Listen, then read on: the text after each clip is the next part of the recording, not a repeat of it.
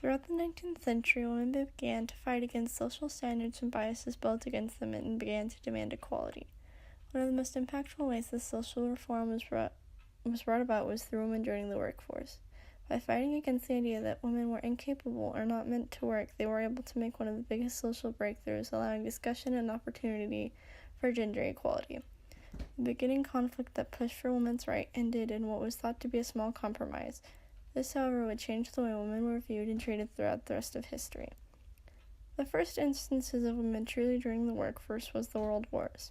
Sure, women had worked before this, but only when they didn't have a family or husband to support them, and it was always just jobs that were labeled as immoral. All of that changed when the U.S. went to war and needed someone to continue producing weapons now that all the men had all been drafted to fight. So women went to work in factories across the nation and are largely responsible for our success. They were the reason for our mass production of weapons and arguably one of the main reasons why we were so successful. After the war ended, all the men returned home and wanted their jobs back, but the women would not back down that easily. They had been given the taste of work and had a small sense of equality, and they wanted more. They started to rally and began fighting for gender equality, for real. One of the most significant things that would further this movement is the We Can Do It poster that would serve to inspire women for decades to come. This poster encouraged women to both start and continue the fight for gender equality. By allowing women to work was a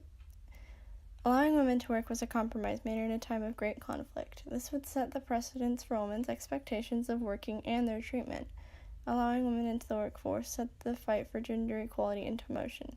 Women took this compromise and kept demanding more. If they had never been given the chance to work, then they would have never gotten suffrage or the right to own property.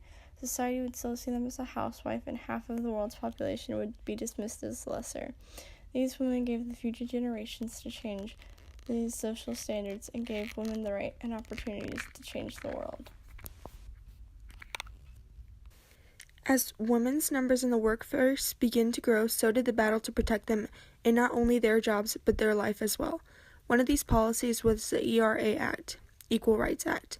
The ERA's primary purpose was to have women and men equal under the law. Although it was not passed, this motion, if it had been passed, would have been a huge step for the women's movement, especially one of its biggest advocates, Alice Paul.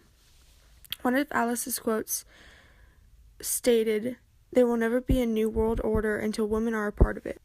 She was a large figurehead in the political scene, inciting sympathy and support for women's suffrage while wrongfully imprisoned, as well as being acknowledged for the National Women's Suffrage Association, which held silent protests during World War I in front of the White House. While women received criticism for referring to then-President Wilson as Kaiser Wilson, it brought the suffrage movement to national attention. Although Wilson did come into the presidency with women's rights in mind, he really started to advocate on their behalf. He just needed a push to act. Alice was a big advocate of women's suffrage as well as the 19th Amendment that was almost put into the Constitution. There was another United States policy that not only protected women but men as well. This policy, FMLA, Family Medical Leave Act, protected pregnant women most significantly, giving them up to 12 weeks unpaid leave, but with total job security, which is truly significant as before medical and pregnancy leave was non-existent. There is a multitude of preliminary hoops to jump through, like making sure your employer actually is able to give you this benefit.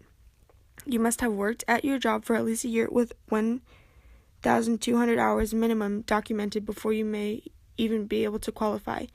Even in a system with benefits that promise so much, to reach them is a feat that most could not benefit from.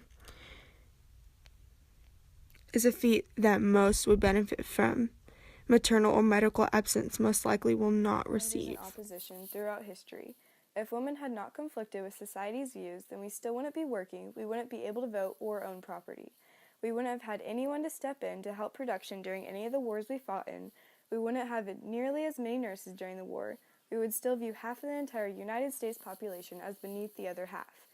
Women fighting for the right to work allowed a small compromise that led to a complete upset of not only society's views of women, but what life meant as a woman.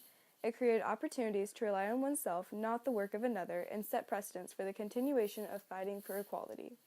This remains an issue today, as we are still fighting for equal rights despite what we have overcome since 1850.